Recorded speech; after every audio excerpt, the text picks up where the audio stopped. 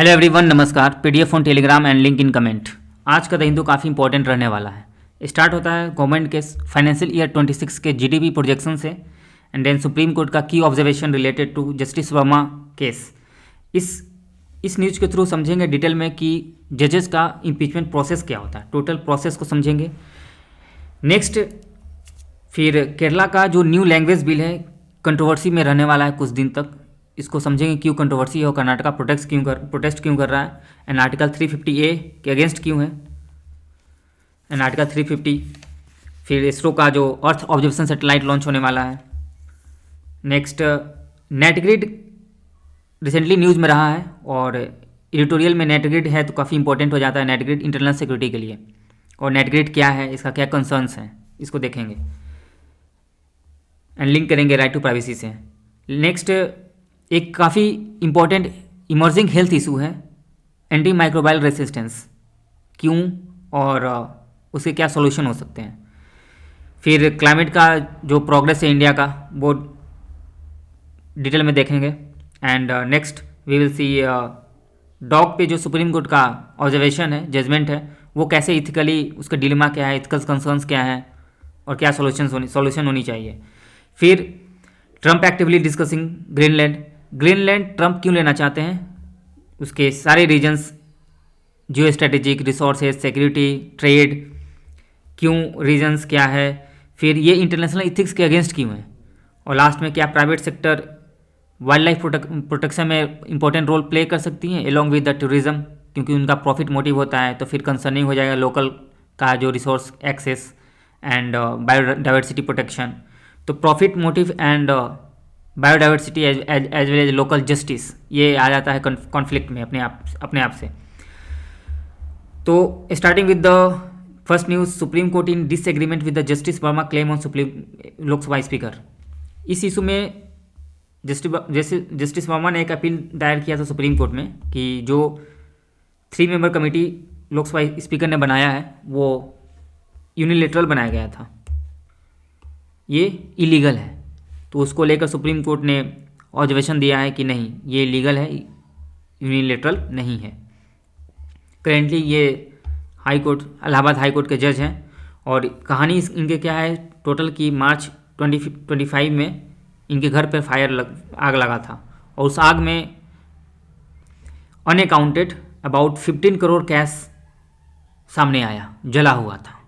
तो जब फायर बुझाने वाले गए तो उनको मिला, तो फिर न्यूज़ में आ गया, काफ़ी कंट्रोवर्सी हुआ। सुप्रीम कोर्ट हाउस कमेटी बनाया, उनको इम्पीचमेंट को लेकर बात चलने लगी, और अल्टीमेटली फिर लोकसभा में मोशन, इम्पीचमेंट को लेकर मोशन पास हुआ। 152 MP उसको लोकसभा में सपोर्ट किए, और राज्यसभा में 63 MP दिए अपने चेयरमैन को, यहाँ स्पीकर को दिया गया, और स्पीकर ने एडमिट कर लिया मोशन को। फिर उसके बाद 3 मेंबर्स स्टैट्यूटरी कमेटी बनता है, और ये अंडर द जजेस इंक्वायरी एक्ट 1968, ये प्रीलिम्स में आ चुका है यूपीएससी का, कि कौन से लॉ हाई कोर्ट के या सुप्रीम कोर्ट के जजेस को जो इम्पीचमेंट होता है उसके प्रोसेस को डिटेल में मेंशन किया हुआ है। तो जजेस इंक्वायरी एक्ट 1968, इसमें पूरा प्रोसेस को मेंशन किया हुआ है।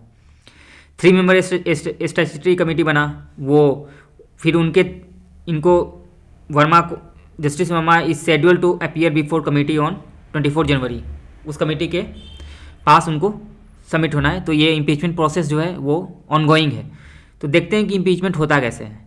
इम्पीचमेंट सबसे पहले कि देखते हैं कि जानते हैं कि article 124 and article 218, article 124 supreme court जज एंड आर्टिकल 218 हाई कोर्ट जज का इम्पीचमेंट होता है, रिमूवल होता है। दोनों का सेम ग्राउंड है, सेम प्रोसेस है। Proved misbehaviour and incapacity, proved misbehaviour and incapacity 2 ground है जो कि मेंशन है कॉन्स्टिट्यूशन में इटसेल्फ। बात क्या होता है कि मिनिमम 100 MP साइन करके देना होता है स्पीकर को लोकसभा में, एंड 50 MP राज्यसभा में अपने चेयरमैन को देंगे कि आप इनिशिएट कीजिए इम्पीचमेंट प्रोसेस को। इनिशिएट करने का ही प्रोसेस है। अब डिपेंड करता है लोकसभा स्पीकर को या फिर चेयरमैन जो राज्यसभा के, उनके डिस्क्रिप्शन पर कि इस मोशन को एक्सेप्ट करें या फिर रिजेक्ट करें, वेदर टू एडमिट और रिजेक्ट द मोशन। अगर वो एक्सेप्ट कर लेते हैं तो वो फिर इंक्वायरी कमेटी बनाते हैं। तीन मेंबर का। इंक्वायरी कमेटी में पहला होता है सुप्रीम कोर्ट के जज, जो उस मीटिंग को चेयर करते हैं, इंक्वायरी कमेटी को चेयर करते हैं। फिर chief justice of high court होंगे, किसी भी हाई कोर्ट के चीफ जस्टिस, एंड एक डिस्टिंग्विश्ड जूरिस्ट होंगे। तीनों कमेटी के जो मेंबर होते हैं वो इंक्वायरी को प्रोसेस करते हैं, इन्वेस्टिगेट चार्ज करते हैं। अगर चार्ज को पाते हैं कि चार्ज प्रूवन नहीं है, सही नहीं है, उन पर जो एलिगेशन लगाया गया है वो सही नहीं है, तो फिर वहीं पे इंड हो जाता है प्रोसेस। अगर पाते हैं कि यस प्रूवन एलिगेशन सही है, तो फिर पार्लियामेंट को दिया जाता है वोटिंग के थ्रू पास करने के लिए। यहाँ पर स्पेशल मेजोरिटी के थ्रू पास होता है। स्पेशल मेजोरिटी में क्या है कि majority of the total membership and 2/3 of the member present in voting, तब फिर पास होता है। मतलब इसका मतलब कि स्पेशल मेजोरिटी में टोटल मेंबरशिप भी होनी चाहिए एंड 2/3 प्रेजेंट इन वोटिंग होनी चाहिए।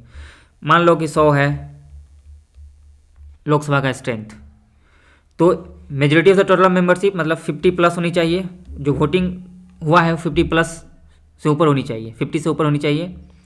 एंड अगर 90 ही प्रेजेंट हुए उस दिन वोटिंग देने के लिए, तो 90 का 2/3 60, तो 60 ये कंडीशन सेटिस्फाई कर रहा है। ये जो 60 है वो 50 प्लस होनी चाहिए। अगर 60 ही प्रेजेंट होते वोटिंग देने के लिए, तो 60 का 2/3 40। भले ही ये 40 2/3 है, बट ये मेजोरिटी 50 से कम है, तो फिर ये स्पेशल मेजोरिटी सेटिस्फाई नहीं करेगा। इसके लिए दोनों होनी चाहिए, 50 प्लस होनी चाहिए, मतलब कि मेजोरिटी होनी चाहिए ऑफ द टोटल का जो मेजोरिटी है वो भी होनी चाहिए, and 2/3 of the present and voting होनी चाहिए। दोनों कंडीशन सेटिस्फाई होनी चाहिए स्पेशल मेजोरिटी के लिए। नाउ जब पास हो जाएगा पार्लियामेंट में, तो प्रेसिडेंट के पास जाएगा अप्रूवल के लिए। प्रेसिडेंट फिर साइन कर देंगे और नोटिफिकेशन इशू कर देंगे। नाउ द जज ऑफ सुप्रीम कोर्ट या फिर हाई कोर्ट इज़ रिमूव्ड। अभी तक कोई भी जज का हाई कोर्ट का या सुप्रीम कोर्ट का रिमूवल इम्पीचमेंट हुआ नहीं है अभी तक, और ये अनगोइंग प्रोसेस है, काफ़ी मंथ हो गया।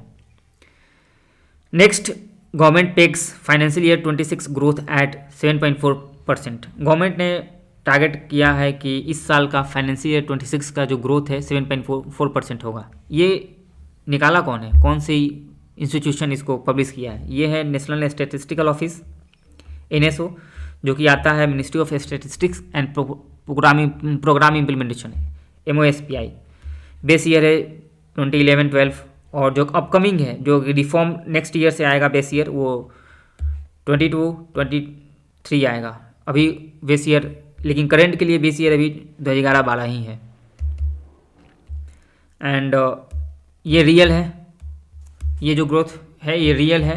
नॉमिनल इससे और ज़्यादा हो सकता है, नॉमिनल और ज़्यादा हो सकता है, क्योंकि नॉमिनल में से जो इन्फ्लेशन को डिडक्ट करके, इन्फ्लेशन को रिड्यूस करके रियल बनता है। इसमें इन्फ्लेशन नहीं होता है, नॉमिनल में इन्फ्लेशन इंक्लूडेड होता है। ये total economic output at market price होता है नॉमिनल, और उसी से जो इन्फ्लेशन को हटा दिए तो फिर रियल आ गया। और GDP जानते ही हैं कि total monetary value of all the goods and services produced with in the country के अंदर जितने भी गुड्स एंड सर्विसेज प्रोड्यूस हुए उसके monetary value with in a financial year, एक फाइनेंशियल ईयर में कितना हुआ है वो GDP होता है।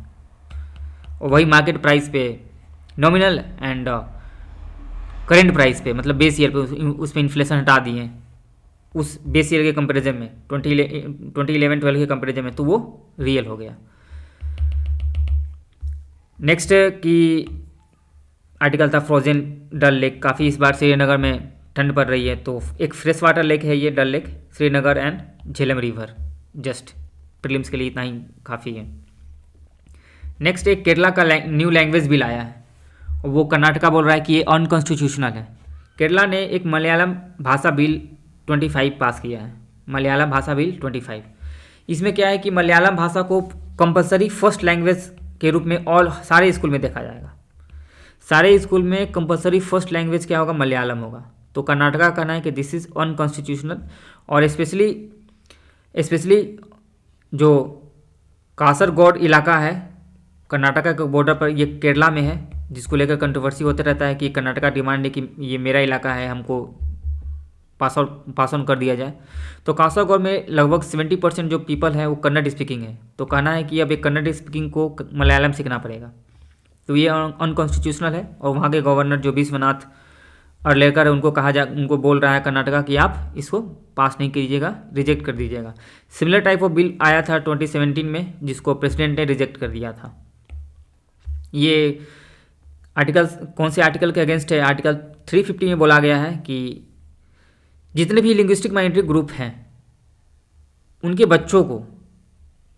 बच्चों को मदर टंग में प्राइमरी एजुकेशन है मदर टंग में देने का स्टेट का ड्यूटी है।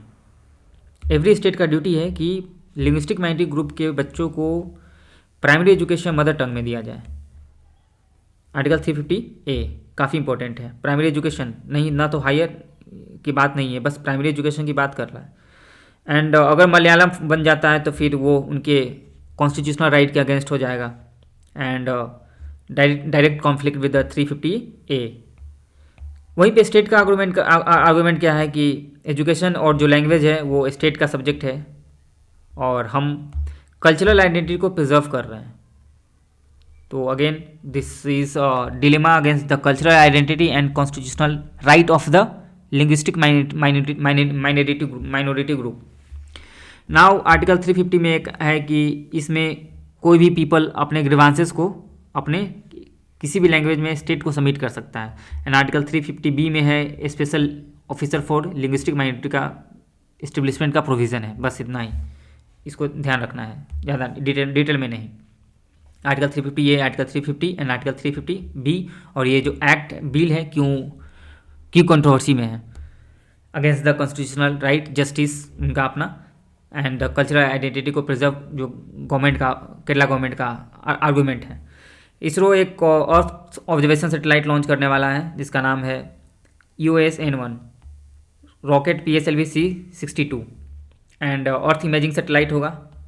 रिसेंटली इसमें दिया गया है ब्लू बर्ड ब्लॉक 2 जो कि रिसेंटली इसरो ने एक USA का लार्जेस्ट कॉमर्शियल सैटेलाइट लॉन्च किया था, प्राइवेट बॉडी का था। Bird blue block 2 communication satellite था।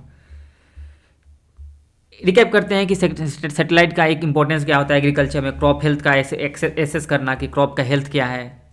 इंश्योरेंस में इंपॉर्टेंट रोल होता है प्रधानमंत्री फसल बीमा योजना में, इंश्योरेंस को जल्दी से डिस्पर्स करने में। जैसे कोई डिजीज़ से, कोई डिजास्टर से क्रॉप का लॉस हुआ है तो फिर एसेस कर लेगा इजली कि कितना क्रॉप लॉस हुआ है सैटेलाइट, और फिर इंश्योरेंस डिस्पर्समेंट में काफ़ी इंपॉर्टेंट ईजिली हो जाएगा, फास्ट हो जाएगा। ये बस फास्ट हो जाएगा, सबसे इम्पोर्टेंट फास्ट। अदरवाइज़ 2 साल 3 साल लग जाते हैं, 2 महीना में हो जाएगा। ड्रॉट को मॉनिटरिंग में, कहाँ ड्रॉट आने वाला है उसको अर्ली वार्निंग मिल जाएगा किसान को। अर्बन प्लानिंग में इसका यूज़ होगा, कहाँ पर अर्बन प्लानिंग करें, कौन से इंफ्रास्ट्रक्चर कहाँ पर बनाएं, किस एरिया में सही होगा, रोड कहाँ है, हाईवे कहाँ है, सारे हाईवे के नज़दीक बनाएं।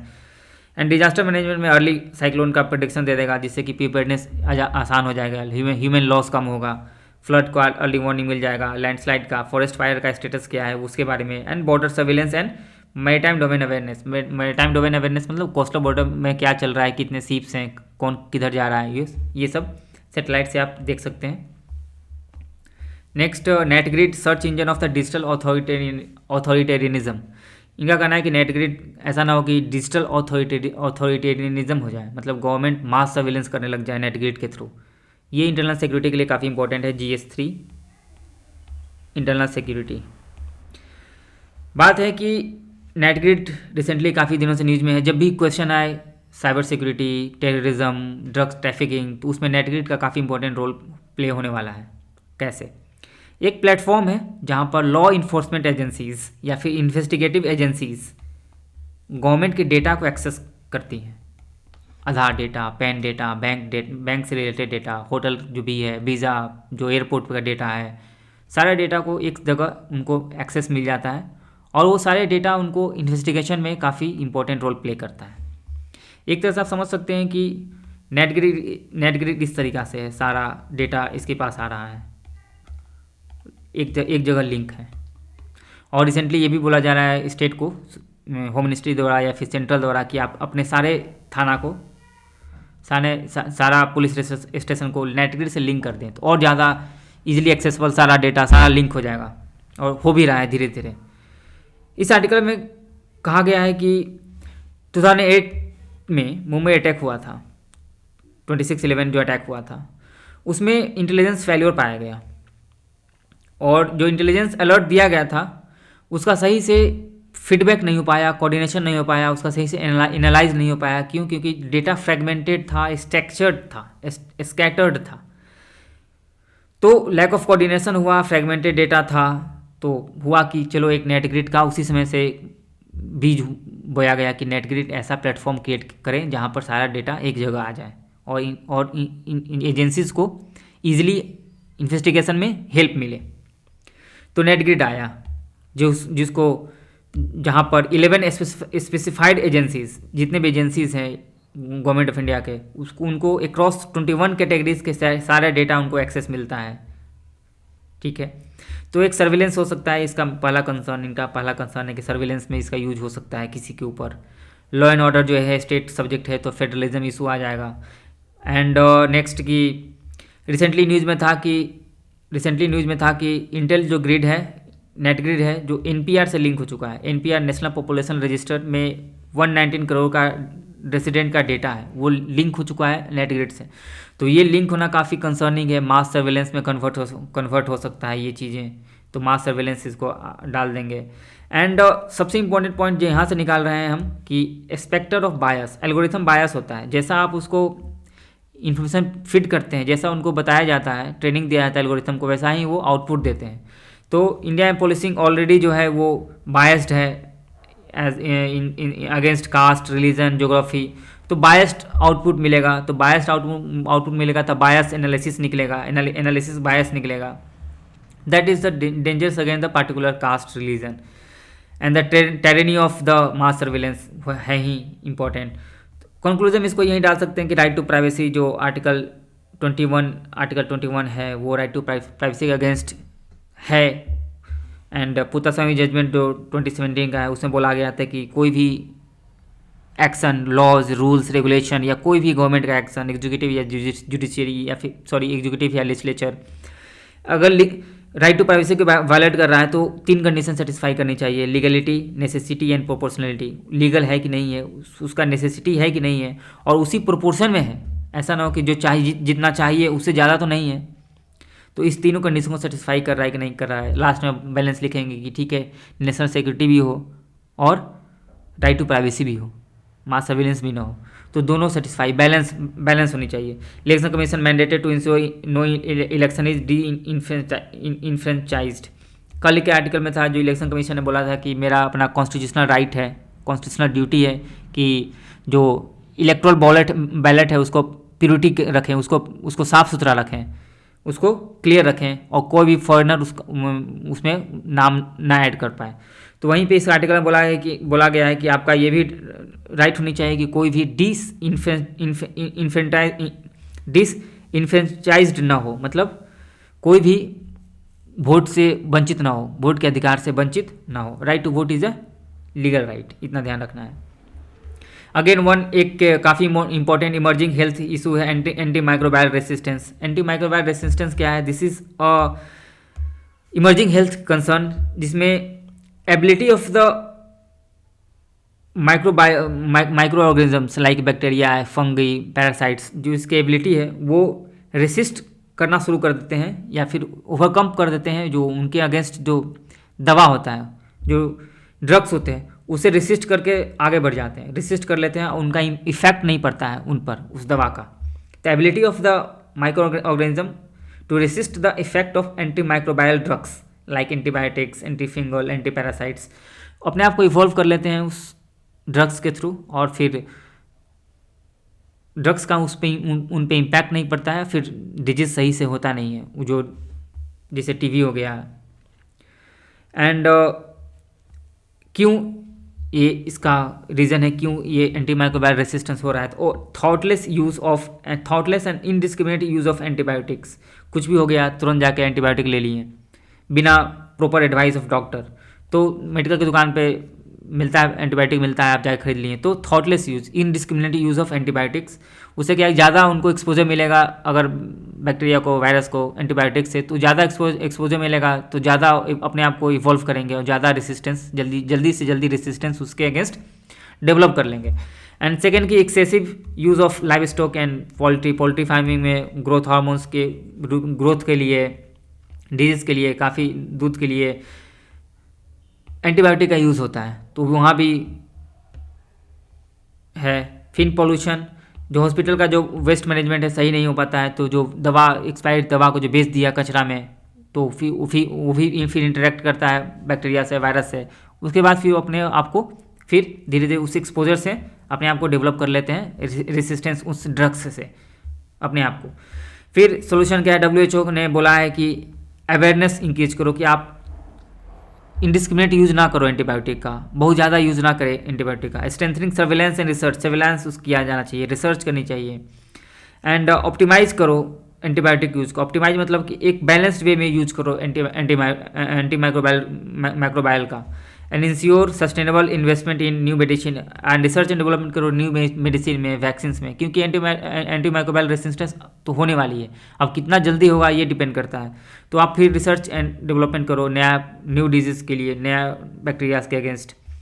One health approach and weak regulation, real coordination, ground level पर कोऑर्डिनेशन हो स्टेट एंड सेंट्रल के बीच में, तो जाकर सक्सेस हो पाएगा इसके अगेंस्ट।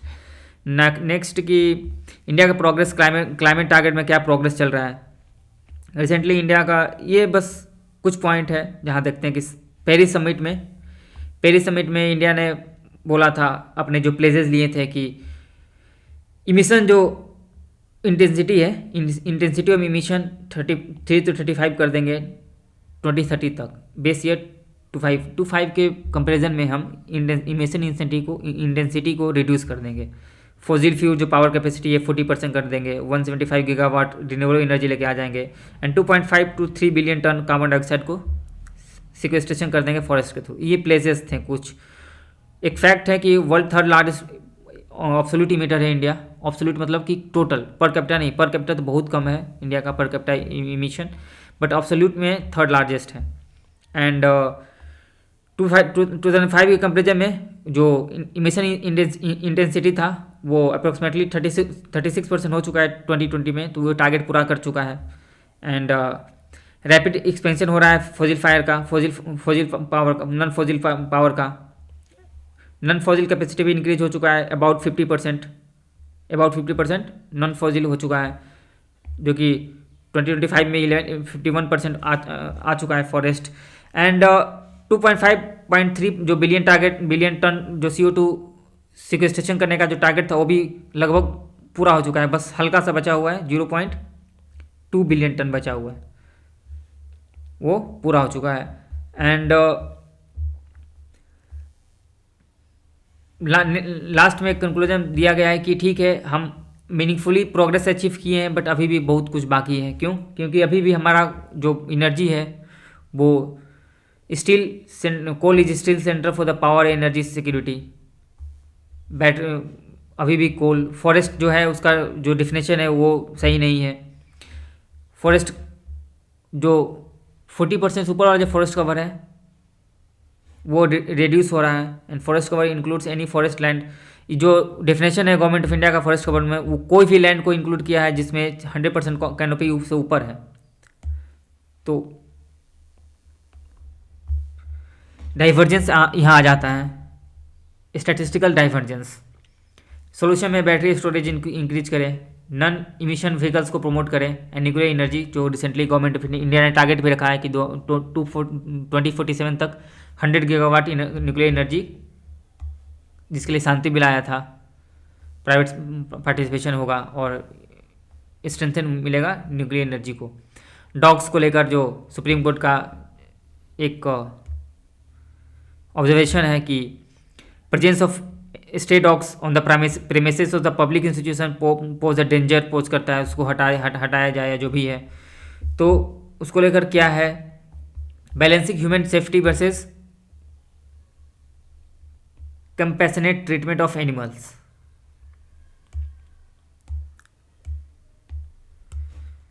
चिल्ड्रेन का सेफ्टी, एल्डरली सेफ्टी, रेबीज भी इंक्रीज हो रहा है, बट वहीं पे कंपेशनेट ट्रीटमेंट होनी चाहिए, इथिकली कंपेंसेट होनी चाहिए एडमिनिस्ट्रेशन को कि आप कैसे जानवर को ट्रीट कर रहे हैं। महात्मा गांधी का एक है कि आप किसी भी कंट्री के सिविलाइजेशन को, प्रोग्रेस को, यहाँ या फिर वहाँ की ethical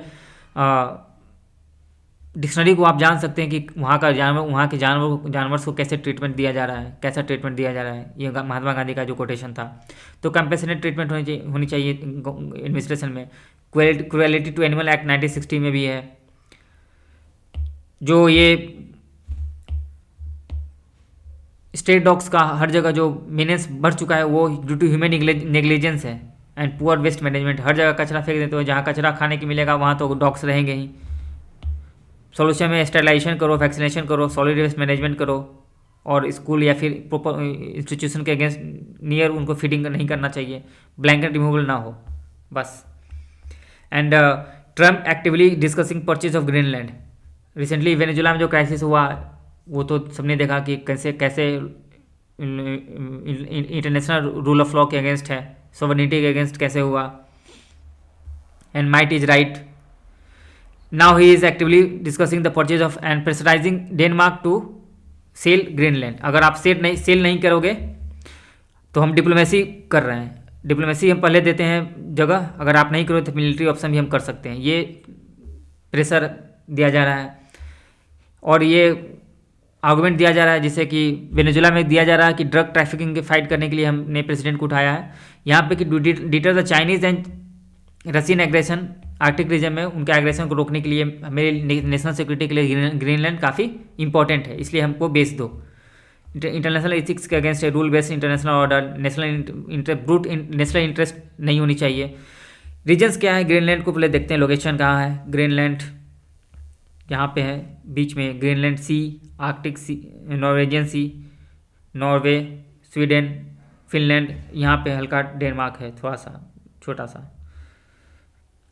and Davis state important कुछ इसके आसपास, the Davis state, Baffin Bay, Greenland, Denmark state, Greenland sea, Norwegian sea, Norway, Sweden, यहाँ पे डेनमार्क। एंड यहाँ पे यूएसए है, लेब्राडोर सी, कनाडा यहाँ पे है। And about 80% of Greenland is continental glacier है, वहाँ पर 80% बहुत थिक आइस है और धीरे धीरे ये पिघल रहा है जिससे कि ग्लोबल सी लेवल राइज हो रहा है। लगभग 56,000 पीपल वहाँ रहते हैं और इनॉमर्स वेल्थ है। क्यों? Why Greenland matters to India? Geo strategic and security importance. पहला, आर्कटिक डोमिनेंस। आर्कटिक के एरिया में डोमिनेंस, अपने आप को डोमिनेंस, इस एरिया में डोमिनेंस, यहाँ रसिया भी है, चाइना का भी पार्टिसिपेशन यहाँ बढ़ रहा है रसिया के थ्रू। तो आर्कटिक एरिया में डोमिनेंस के लिए Greenland is a gateway between north America and Europe. Arctic dominance, जब ये बर्फ पिघलेगा तो ट्रेड रूट ओपन होगा यहाँ से, तो डायरेक्ट यहाँ से डायरेक्ट एक कवर हो जाएगा, डायरेक्ट एशिया जाना। Now missile defence and surveillance. USA already operate full space based early warning radar. Early warning radar already यहाँ पे यूएसए ऑपरेट करता है, जो कि रूस से अगर कोई मिसाइल आता है तो अर्ली वार्निंग मिल जाएगा यूएसए को। Great power rivalry, countering China and Russia aggression.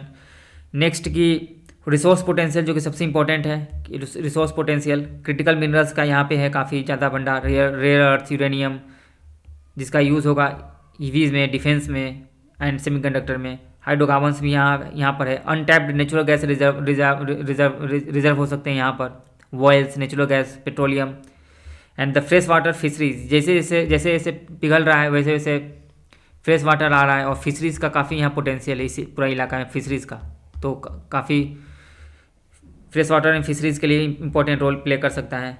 And new C root यहाँ से आएगा, तो जो भी जिसका प्रेजेंस यहाँ पे होगा उस पूरा इस रूट पे उसका डोमिनेंस होगा, जिसका यहाँ प्रेजेंस होगा, क्योंकि आर्कटिक के पिघलने से एक नया रूट ओपन होगा जो डायरेक्ट इस एरिया से एशिया में जाया जा सकता है। And control over choke points. Now it is against the international politics and international ethics, violation of the sovereignty. क्योंकि ग्रीनलैंड जो है डेनमार्क का पार्ट है, breach of the self determination and new imperialist mindset. Relation to the power and transaction, totally transaction motive या फिर power politics को game. Brute national interest, brute national interest is not in the interest of international ethics. ये brute national interest आप play करते हो तो other countries को injustice या फेयरनेस नहीं मिल पाता है, ग्लोबल इनइक्वलिटी बढ़ता है। एंड यहीं पे आप देख सकते हैं एक और एंगल देख सकते हैं कि democratic deficit in global institution. UN क्या यहाँ पे रोल क्या प्ले कर रहा है, कुछ नहीं बोल रहा है United nation. The democratic deficit, जिसे वेटो राइट्स मात्र गेन के 5 नेशन के पास वेटो राइट्स है, तो यहाँ पे डेमोक्रेटिक डेफिसिट है ग्लोबल इंस्टीट्यूशन में। एंड द ट्रांजेक्शन जो पॉलिटिक और पावर पॉलिटिक जो कर रहे हैं डोनाल्ड ट्रंप, वो फेयरनेस नहीं है, इलीगल है, इमोरल है, इंटरनेशनल रूल ऑफ ऑर्डर के अगेंस्ट है।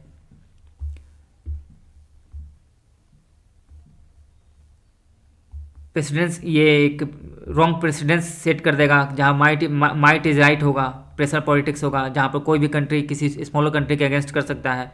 अब कल के ही चाहे इंडिया प्रेशर कर सकता है किसी भी मालदीव को, कभी भी एक्वायर कर सकता है, चाइना ताइवान पर कभी भी, तो फिर कोई बोलने वाला नहीं होगा कि फिर आप सॉवरेनिटी को रिस्पेक्ट करें।